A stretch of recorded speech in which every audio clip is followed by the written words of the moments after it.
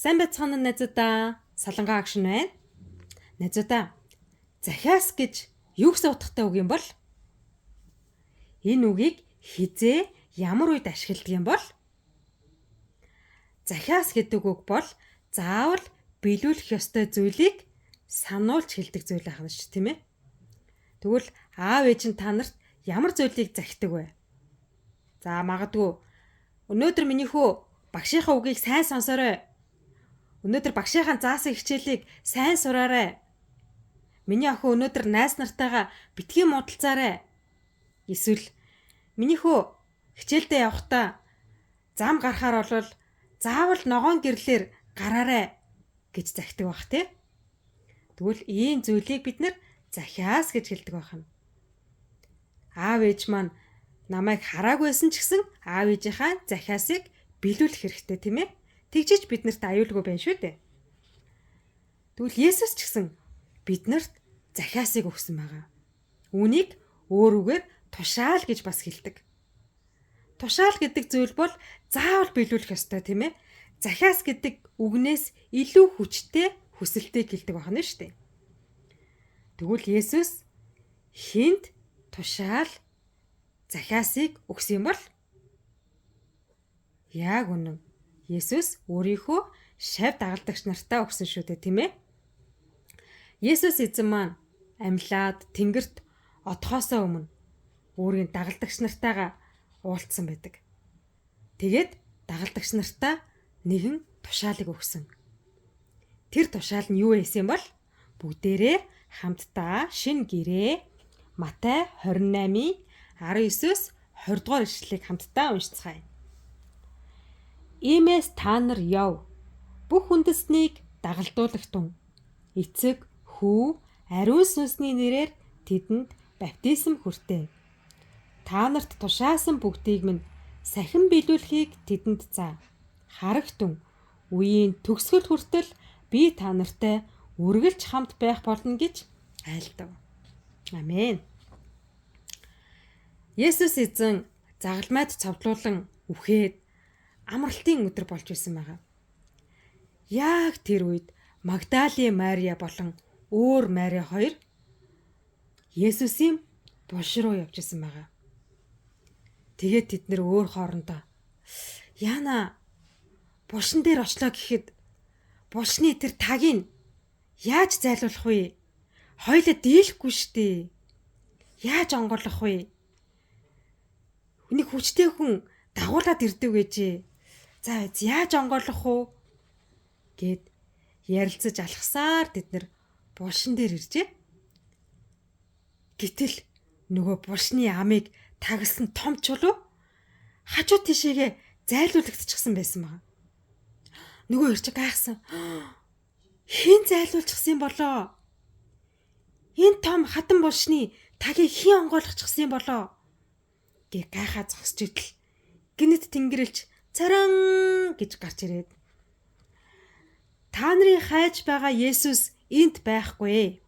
Тэр амилсан гэж хэлжээ.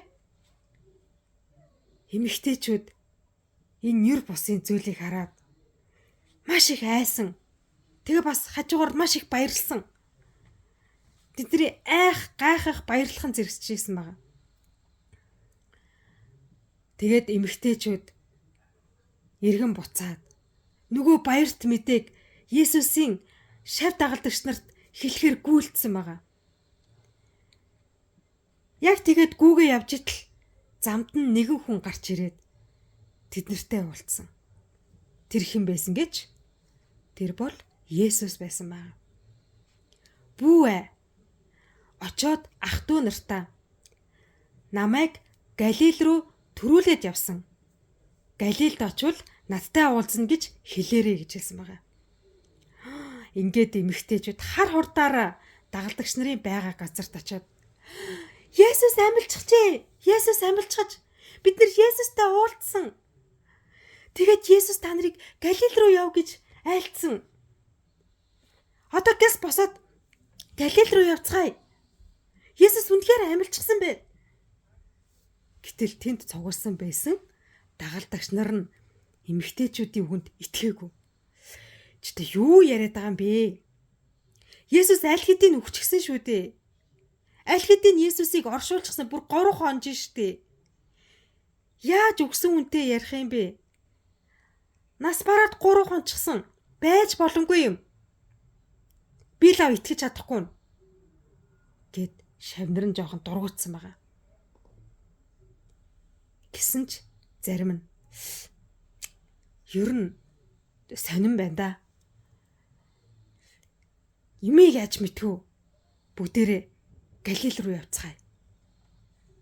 Ингээд хэд хоногийн дараа Есүсийн 11 дагалдагч нар нь Есүсийн эмэгтэйчүүдэд хэлсэн ёсоор Галилд очисон байгаа. Гэтэл тэнд хэн байсан гэж Есүс. Есүс тэдэн дээр ирээд уулзсан ч 11 дагалдагч нараас зарим нь тийм ээ энэ бидний эзэн Есүс муу юм болов? Есүс үнэхээр амилчихсан юм бах та гэд итгэж чадахгүй байгаа дагалдагч нар ч гэсэн тэдний дунд байсан. Гэсэн ч Есүс өөрийнхөө дагалдагч нарынхаа өмнө зогсоод өнөөдрийн бидний уншсан Библийн ишлэлийг хэлсэн байна. Та нар бүхэл үндэстнийг дагалдагч болгоо.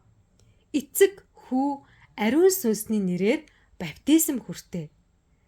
Миний та нарт зааж өгсөн бүгдийг тэдэнд зааж сурга.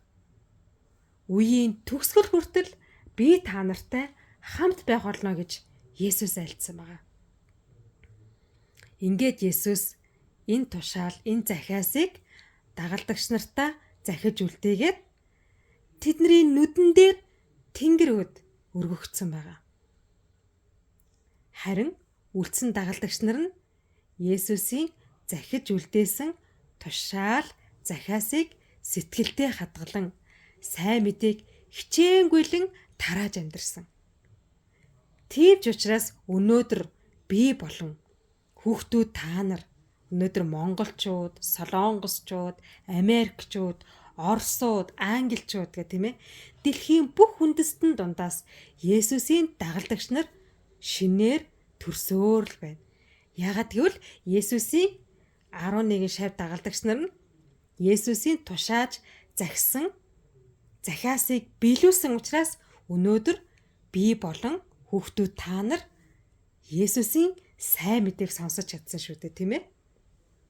Түр хүүхдүүдээ Есүс тэнгэрт өргөгдөхөөс өмнө дагалдагч нартайгаа уулзсан, тийм ээ? Тэгээд тэднэрт тушаал даалгаврыг өгсөн. Тэр нь бүх үндэстнийг дагалдагч болгох, сайн мэдээг тунхаглах. Энэ тушаалыг тэднэрт өгсөн. Тэгвэл энэ тушаал одоо ч гэсэн биднэрт хүчинтэй хിവэрэ байна. Яг тэгвэл бид нар ч гэсэн Есүсийн дагалдагч. Тийм учраас бид нар Есүсийн захиас, тушаалыг биелүүлж амьдрах хэрэгтэй. Би ганцаараа Есүст итгээд аврагдах биш, тийм ээ? Миний эргэн тойронд байгаа найзууд минь, миний дүүнер, миний ах эгч, миний хайртай аав ээж, өвөө эмээ. Есүсийн сайн мэдээг сонсоод аврагдаасай гэж хүсэж залбирах нь бидний үүрэг байх нэ. Бид ч гэсэн сайн мэдээг дамжуулах ёстой. Яагад гэвэл Есүс биднэрт үүнийг хийгэрэй гэж тушаасан учраас бид нар Есүсийн тушаал, захиасыг биелүүлэх хэрэгтэй ах нэ. Тэгвэл бүгдээ хамтдаа залбирах уу? Хүүхэд биднийг хайрлахдаа цорын ганц хүү Есүсийг бидэнд өгсөн Бурхан Аваа таньда баярлалаа. Өнөөдөр та биднийг Есүсийн шав дагалдагч болгож өгсөнд баярлалаа. Есүсийн 11 шав дагалдагч Есүсийн захисан захиасыг, тушаалыг биелүүлээд маш олон үндэстэн рүү явж сайн мэдээг тунхагласан учраас өнөөдөр Монгол, Солонгос, Америк гэд дэлхийн өнцөг бурланд олон хүүхдүүд Есүст итгэж байна.